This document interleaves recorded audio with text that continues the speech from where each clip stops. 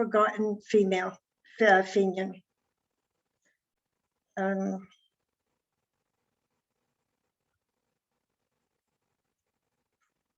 He'd be one of the most influential Fenian that you've never heard of. John was born into a family of wealthy farmers in Brangenstown and spent much of his adult life in New York, where he worked closely with the famous Fenian John Devoy. He was born on April 24th, the date of the future Easter uprising, in the year Black 47, the worst year of the famine. John and Devoy probably knew each other in Kildare. John was born less than 5 years after Devoy. He lived about 25 kilometers from Devoy's hometown of Kill, County Kildare. They may have been second cousins through their mothers, Elizabeth Dunn and Margaret Dunn. And John also had close relatives in Naas and may have been related to Devoy's fiancée, Eliza Kenny. Maybe they met when John joined the Irish Republican Brotherhood. It was a time when Devoy was a very prominent recruiter in the area. When the British began a massive sweep of Fenians in 1866, John's family sent him to Australia under the pretext of furthering his education. But it looks like John actually headed off to the gold rush, made a small fortune. It was a hard life though, and his health failed, and he was forced to return to Ireland.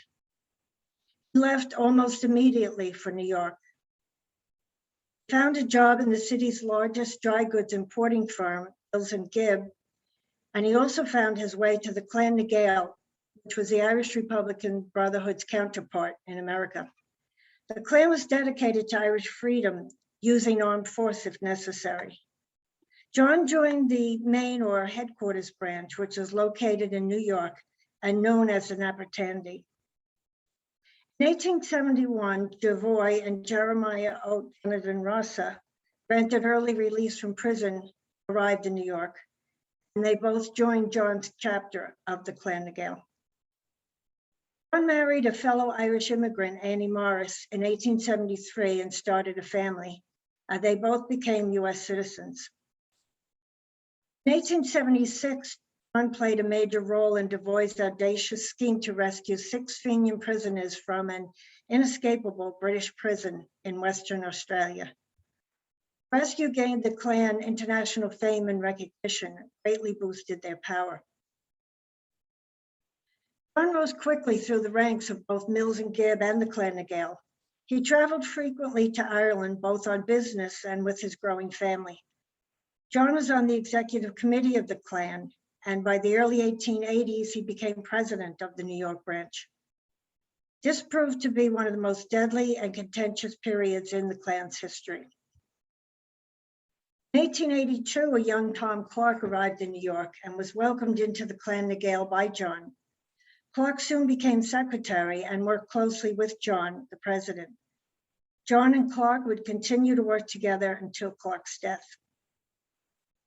Under John's presidency, the Klan took a new direction, supporting the Land League and Home Rule rather than armed insurrection. The Klan sponsored both Michael Davitt and Charles Stewart Parnell on highly successful American tours. They gained not only exposure, but significant funding. Buttressed by these funds, the tenant farmers were better able to stand up to the landlords. The Irish National Land League of New York was set up with Devoy as president and John as secretary. The Land League in the United States eventually grew to 1,500 branches and collected $500,000 for Parnell. But not everyone in the Klan agreed with this direction. A group of men known as the Action Men, and led by Jeremiah O'Donovan Rossa, favored bombing runs into England. The Action Men gained control of the Klan when Chicago politician Alexander Sullivan was elected president at the national level. He was also elected president of the Land League in America. The IRB was fiercely opposed to the bombing raids as they led to serious backlash against the Irish in Britain. Sullivan's answer was to cut the ties to the IRB. Devoy was beside himself. It was unthinkable for the Klan to work against the IRB's best interests. He was also concerned that Sullivan could exert influence on Davitt and Parnell, now that he had control of the very sizable funds of both the Clan na Gael and the Land League. John's chapter of the Clan openly protested the split, and Sullivan expelled them from the Clan. Other chapters of the Clan protested, and Sullivan expelled them also. Devoy traveled across the country organizing the expelled Clan chapters, and then arranged a large meeting to be held in Brooklyn in January of 1887. John had long harbored a dream of returning to Ireland. If he moved there now, he could repair the damage done by Sullivan by reestablishing the ties between the IRB and the expelled Clan chapters. He could also secretly channel funds from these clans to David Parnell and the now outlawed Land League, and thus offset some of Sullivan's influence. John's brother arranged for him to lease two properties. One was a prosperous farm in Branganstown, about a half-mile outside of Kilcock, and the other was a hunting lodge next door to a schooling ground for a racecourse. It was ideal for the horse farm John had envisioned. It was also ideal for his other business, as Kilcock, less than 2 miles away, had modern telegraph and postal communications. And Dublin, only 20 miles away, was easily reached by rail or the high road. Annie and the children traveled over in the summer of 1886. John remained in New York until the January meeting of the expelled clans in Brooklyn in January. Then Devoy and possibly John traveled to France to meet with the IRB leaders. Afterwards, Devoy moved to Chicago to keep a closer eye on Sullivan, and John headed over to Ireland. He enlarged the hunting lodge, turning it into a 2-story home, and set up operation as a horse farm. But he also carried on a secret second business, channeling funds from America. Strange, silent men would arrive at the house at all hours of the day or night. British G-men were closely following any suspected Fenians, reporting their every move. Children were strictly admonished never to mention anyone they saw coming or going, or to repeat anything they might have overheard. The children were thrilled to play their part in the business. As a signal that a secret meeting would be held that night at the Mount, one of the little girls would be sent to deliver a cake to a neighbor's farm. Meanwhile, Parnell was at the height of his power, and homeroom appeared to be within his grasp. Back in Chicago, Devoy had become a close friend and ally of a Dr. Cronin, another moderate Klan member who posed a serious threat to Sullivan's power. The tension between the action men and the moderate Klan members culminated when Sullivan ordered the murder of Dr. Cronin. The resulting murder trial of Sullivan and his cronies riveted the nation, revealing the secrets and inner workings of the Klan. Sullivan lost control of the Klan, but it was a Pyrrhic victory for the moderate Klan members. The Klan's reputation had been ruined, and the membership had declined drastically.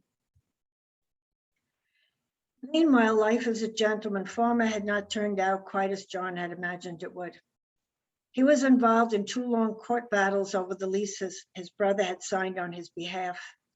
Annie was not happy with the children's proximity to IRB members and British G-men. Besides, the threat to Parnell and David from Sullivan no longer existed, and the Klan leaders who had cut the ties with the IRB were no longer in power. So John decided to move back to New York. In late 1889, John, Annie, and their 6 children packed up and moved back. The Klan and the IRB resumed their relationship.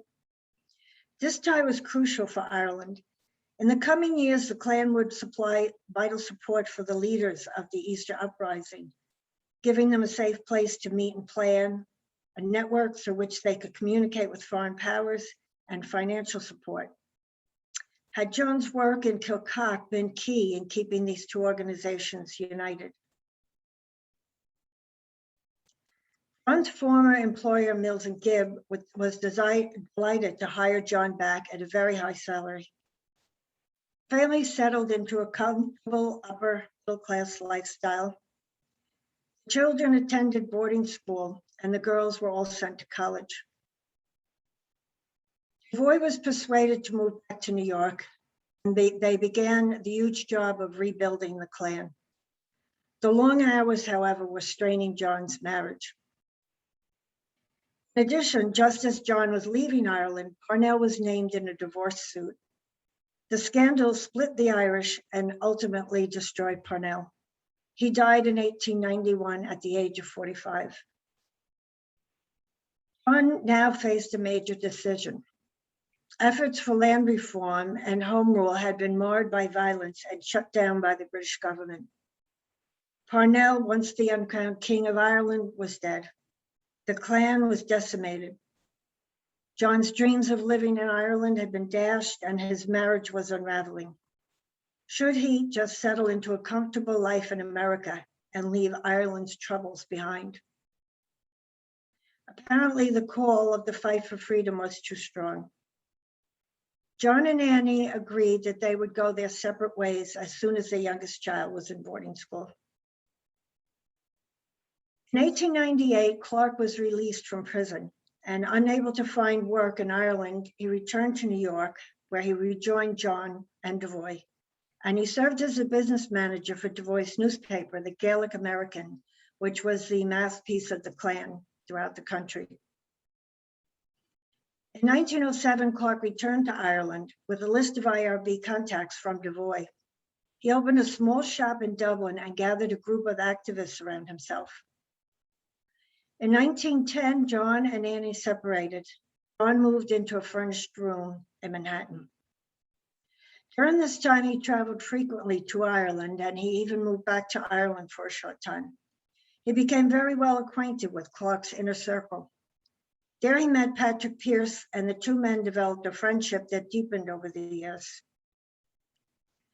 In 1914, John was once again president of the New York or Maine chapter of the Clan na Gael, and once again his term proved to be a tumultuous one. He was also very involved with other Irish organizations. He was vice president of the IRB Veterans Association, founder of the Friends of Irish Freedom, an influential group of prominent and successful Irish Americans. He introduced the Fenian League, started by Countess Markievicz and Bulmer Hobson, to America and was elected president. He was a founder and president of the Irish National Volunteers Committee, which was founded to raise funds to arm the Irish volunteers. From its inception, John was a major promoter of Pearse's school, St. Enda's. He sent letters to the editors and articles on Pearse's school to the various New York papers. As president of the clan, he brought Pearse over to America for a tour to raise funds and awareness for St. Enda's. John's $10 contribution was the first one to the St. Enda's Fund, with the Clan na Gael's $50 contribution being the second. Pearse's time in America was he was in so much demand that he extended his time in America.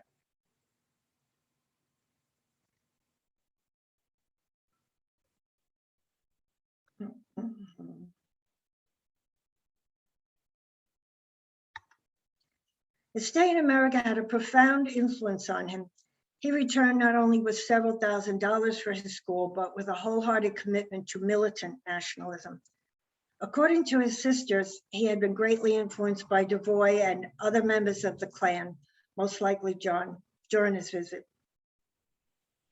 Under John's leadership, the clan sponsored many of Clark's inner circle. The organizations they represented ran the gamut from the Gaelic League and the Irish Movement to the Irish Volunteers. On August 4th, 1914, Britain declared war on Germany. The clan leaders in New York immediately set up a meeting with Count von Bernstorff, the top-ranking German diplomat in the Western Hemisphere, and his assistants. They told him that the Irish were ready to stage an uprising, putting Britain at war on two fronts, if Germany would provide guns, which the Irish could pay for, and military leadership. The Count appeared interested and assured them that he would relay their offer to Berlin rather. But Devoy and Sir Roger Casement, who was in New York at the time, wanted to present the proposal themselves.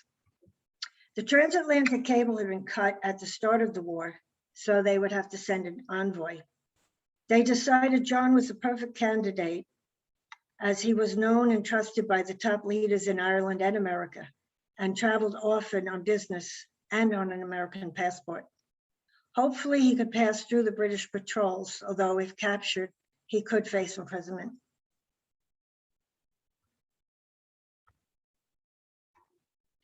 John left on August 21st, headed for Naples. A seasoned traveler, he carried only one small bag with one change of clothes, which he planned to discard and replace as he traveled. He also had credentials from the German embassy in Washington and papers to mail from Europe. The 13-day voyage was nerve-wracking. British naval ships surrounded the ship, and in order to avoid German destroyers, the ship ran at night without lights. They reached Naples on September 3rd. At first, the Americans were not allowed to land, but the next day they were, as their berths were desperately needed by the thousands of Americans trying to return home before the war escalated further. John and the others were interrogated and then escorted to waiting trains. They were ordered to proceed nonstop to Switzerland. John slipped off the train to mail a letter to Devoy, couched in coded language, updating him on his progress. When the train to Switzerland made an unscheduled stop in Rome, John blessed his luck. He got off the train, put his bag in the left luggage room, and strolled out casually with the other exiting passengers. He came back later that night after the train stopped running to pick up his bag. He waited a few days to see if he was being followed. When he was sure the coast was clear, he approached the German embassy and showed the guards the documents that Count von Bernstorff had given him. He was surprised to be ushered in immediately and given a cordial welcome by the ambassador, von Flutow himself. After a brief explanation, John handed von Flutow the written proposal from Devoy encasement. Von Flutow read the proposal carefully and asked many questions. John was prepared to answer a lot of them, but he had to think on his feet in answering some unexpected ones. Devoy hadn't really expected John to meet with the Kaiser himself, but Casement was very anxious for John to do so. When John mentioned this, von Flutow told him he would contact Berlin immediately to expedite a meeting with the Kaiser, and he gave him a travel document called an imperial pass. Rumors were that Italy would now soon be entering the war, which would cut off John's return. Alternate routes were shutting down in quick succession. So John left Rome immediately that day at sundown. Before leaving Rome, he posted a letter to Devoy, again in the clan's coded language and under a fictitious name. Travel was slow. After an unpleasant night spent sitting up, they reached Genoa and then headed through northern Italy, over the Alps. John spent the night in Zurich. And from here, the trip became arduous. John crossed borders, doubled back to where he had been, and was routed through detours, changing trains often. Now his progress became, as he described it, insect-like, alternately creeping, flying, and resting. Just before Cologne, the train was delayed at a bridge crossing over the Rhine. Passengers were requested to keep all windows closed while crossing the bridge in case of any bomb throwers on board. The trains were shared with French, English, and Belgian prisoners, and a large number of wounded German soldiers being brought in from the front. After more detours, John finally reached Berlin. The city was roiling in the chaos of war. People were crowding into banks trying to withdraw their savings and buying up and hoarding food. Russian, English, and French residents were rounded up and sent to internment camps, sometimes after being paraded through the streets as alien enemies. Americans and Swiss, mistaken as English or French, were often violently assaulted. German detectives often arrested Americans, mistaking them for Russian or English spies.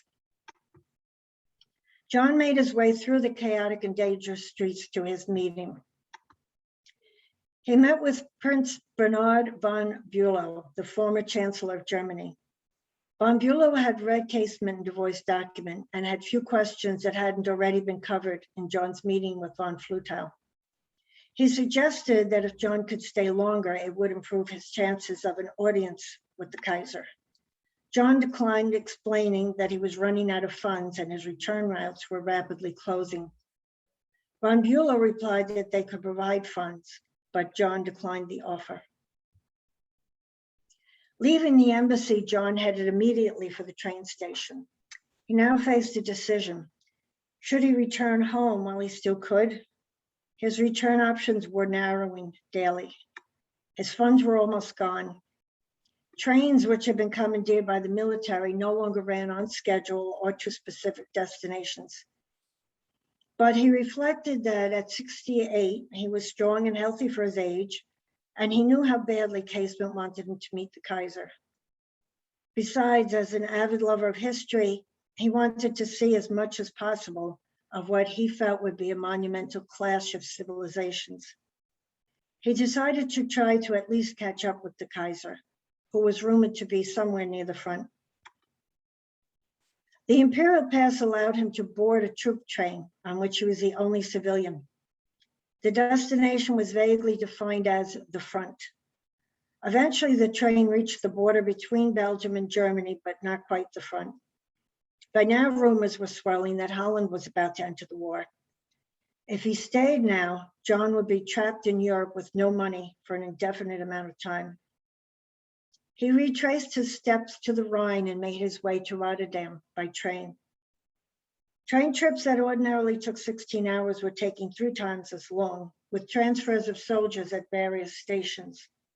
At each major train station, the trains were held up as French, English, and Irish prisoners of war and wounded soldiers were loaded onto the train.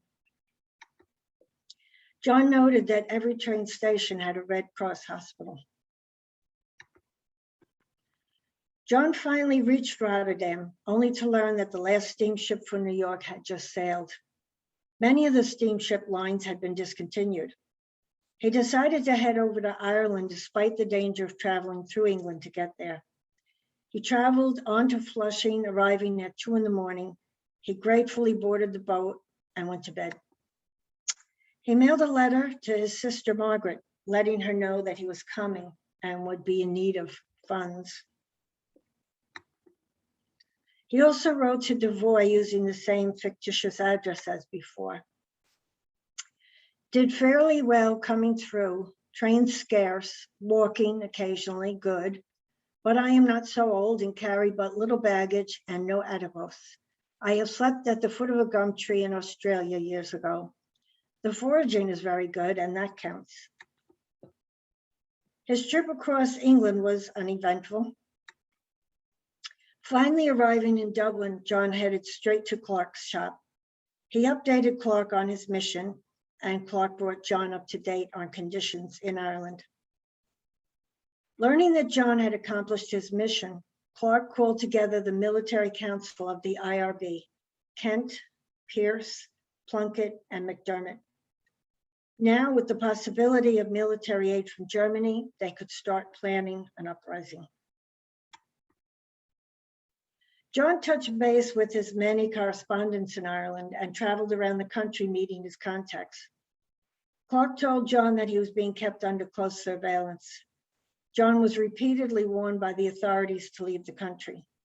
Eventually, he decided it was time to return to New York.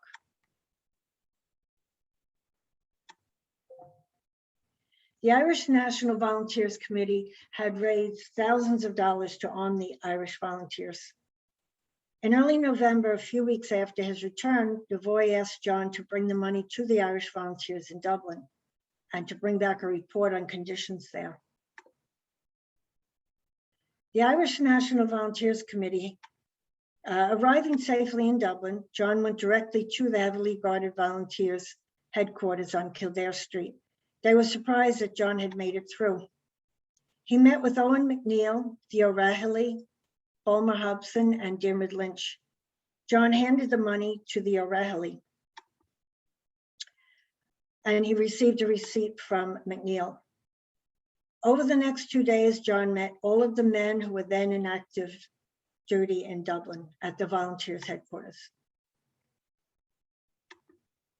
He visited Pierce at St. Enda's, surprising Pierce, who hadn't expected him to be able to enter the country again. They enjoyed a long visit. John met with Pierce several more times on this trip, both at St. Enda's and at committee meetings.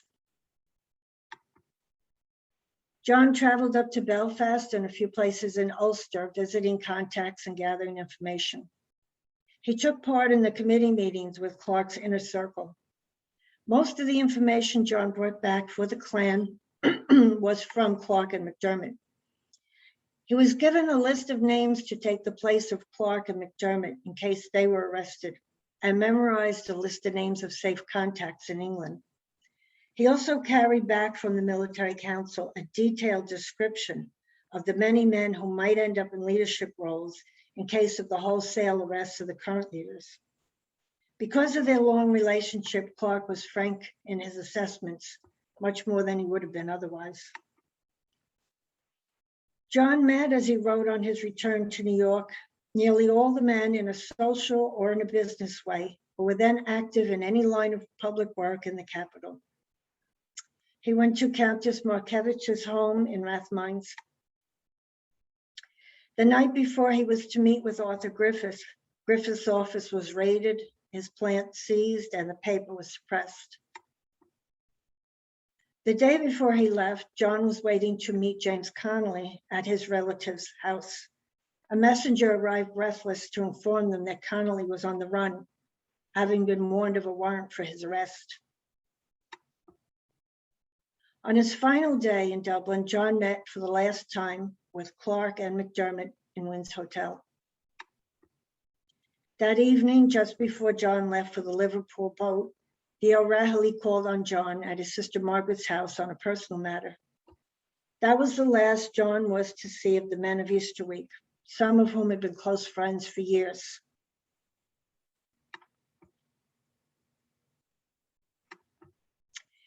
Jeremiah O'Donovan Rossett died in June of 1915. Despite the differences, John deeply admired Ross's spirit. John served as a pallbearer at Ross's funeral mass in New York. Through 1915 and 1916, John continued his grueling schedule of meetings with the various organizations. In July, Javoy discovered to his shock that the Gaelic American was almost out of money. John left his very good job and took over as business manager at a salary too low to live on.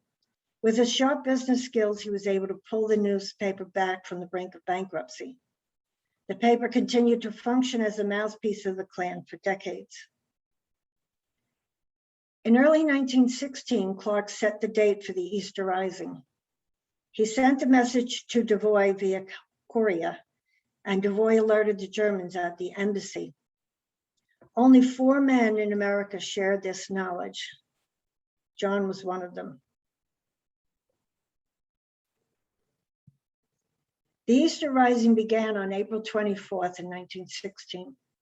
While Irish Americans wildly cheered on the rebels, the news of the rising put the Klan under very serious scrutiny.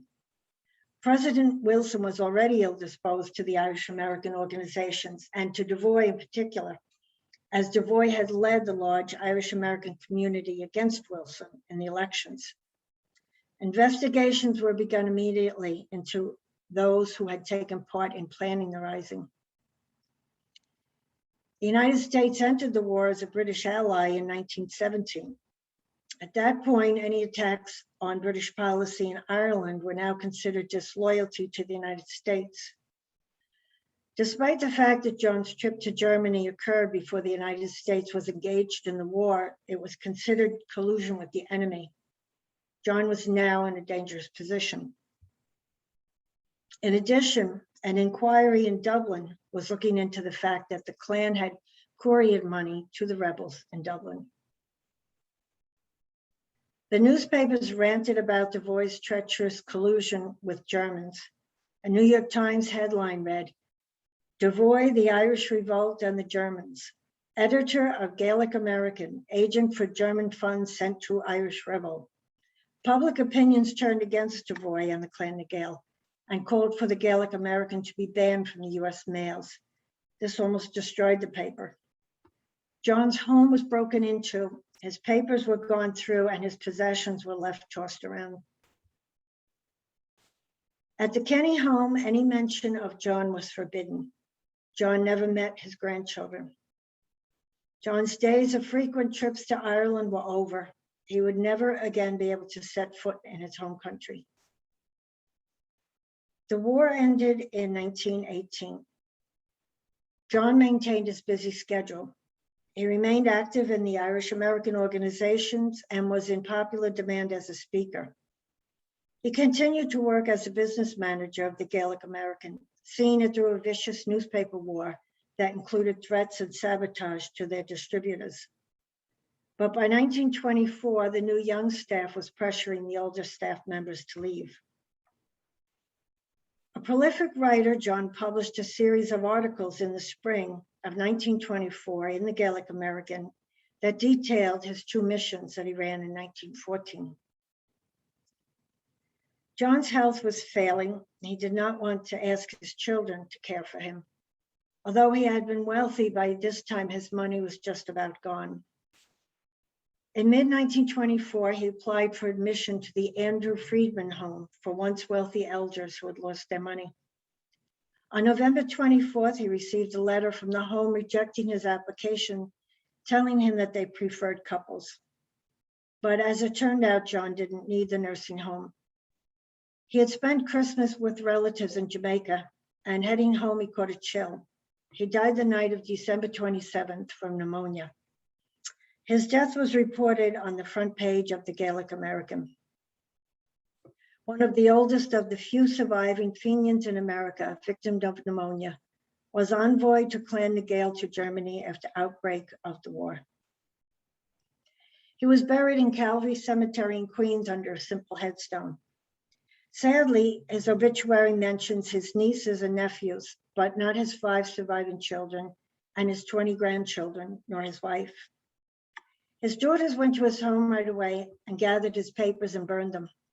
After World War I, and especially again after World War II, John's involvement in Irish freedom was considered a dark family secret. He had been born in 1847, the worst year of the famine, and had lived to see the establishment of the Irish Free State. But like so many other Irish in America, he had sacrificed so much in his life for the freedom of a country that ultimately he could never again set foot in. Thank you.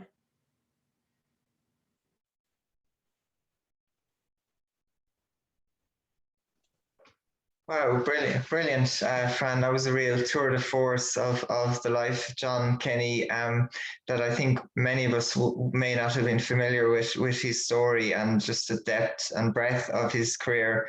I would encourage people to ask questions. You should see a Q&A function at the bottom, or there's also the chat function if the Q&A isn't available. The webinar, sometimes our screen displays differently. So certainly I'd encourage people to, any comments or any questions, I'm sure Fran will be willing to answer them.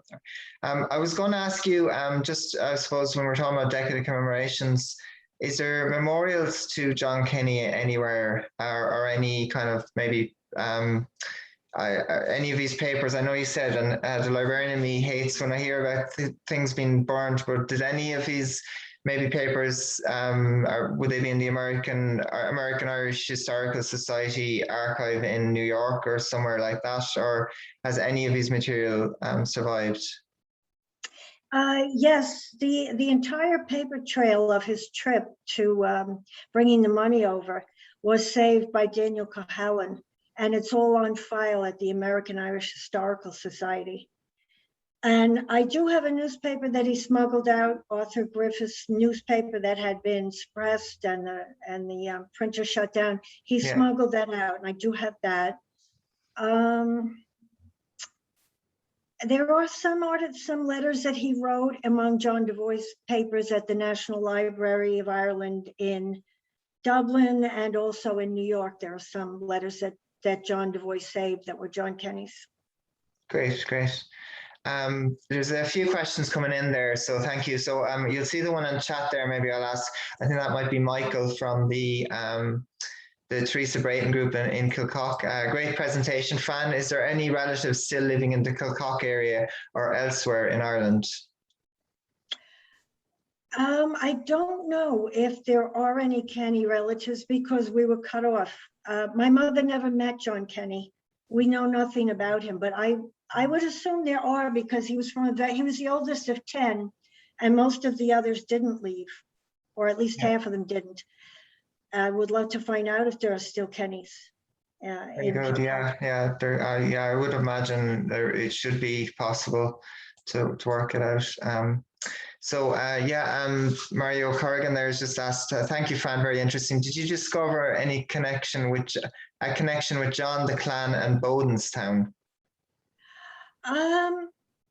That's interesting because John moved back to Ireland in 1911, and there is a John Kenny listed in Bodenstown, and there's another John Kenny in Dublin. I'm not sure which one he is, but they're both the right age. Why Bodenstown? There would be an annual Republican march there. So yeah, his name it's outside Salins, outside near Naas. So yeah, it would be nationally. It's Bodenstown. You'd often have rival groups going to this day, visiting there as well and marching there. Councillor Padraig McAvoy, who's chair of the Decade Commemorations Committee, who are supporting this event, just as a comment there, very well presented, thank you. Was the Kildare location of John Kenny's birth mentioned earlier? Well, he was born in Brangenstown. I'm sorry if I didn't mention that. Very good. Yeah. Good. Yeah, and there would be have you come across the birth cert? Yeah. Yeah. I do actually. I have and his parents' names, and actually Kevin Lynch has found quite a bit about John Kenny's parents in the cemetery at Kilcock. Very good, and there's a question there as well from Councillor Ida Cousin from North Kildare direction. Hi, Francis. Great to see John's story. Do you have any information that would show records of being in the company of William Francis Rowntree, who's again another Leixlip Fenian? Yeah. That's an interesting question. I'm not sure, but Michael Kenny, who has done a lot, no relation, has done so much research on William Francis Rowntree, believes that they were involved with each other because John Kenny handled a lot of the money for the clan, and apparently at some time Rowntree and Kenny probably would have worked together on fundraising, maybe for the Catalpa rescue, but Michael Kenny believes that, yes, their paths crossed. Very good. I was going to ask you as well just about the treaty. Obviously John Devine famously took the pro-treaty, probably because De Valera was anti-treaty and they had such a rivalry. Was John Kenny, are we aware was he pro-treaty or anti-treaty? He was with Devoy on that. Yes, yeah. He was pro-treaty. He was no fan of De Valera. Yes. I was going to ask you about interactions with De Valera and Larkin as well. Would have been someone who would have been over at that time, Jim Larkin, the Labour leader in the States. He was put in jail as well for alleged pro-German sympathies. So it's interesting. Michael has a very interesting comment. That there's a memorial plaque at Kilcock GA where John is commemorated. Kevin Lynch from Kilcock has featured a chapter on John in his book Kilcock, North Kildare and South Meath History and Lore, which was published I think late last year. We have some copies in Kildare libraries as well. So Kevin was a tremendous help to me when I first read about John Kenny in Peter DeRosa's book Rebels. It was Kevin Lynch who filled me in on, I took a trip to Ireland and he filled me in on what it all meant and who everyone was. He was a huge help, tremendous. Yes, Yeah, very good. Yeah, and you see historian Des Dalton there is typed in. Just everyone will see that. Thank you, Fan, for a fascinating paper. Bodenstown, of course, is the burial place of Theobald Wolfe Tone, and that's why groups march there. And it's a lovely cemetery just outside Salons, in Kildare. So yeah, no, that's why. The group, as Mario asked earlier, about interactions, it is very likely he would have been at meetings in Bodenstown. Um, so yeah, that's very good. I'm don't see any more questions or comments, but I'd just like to thank you very much for your talk, and it was really informative.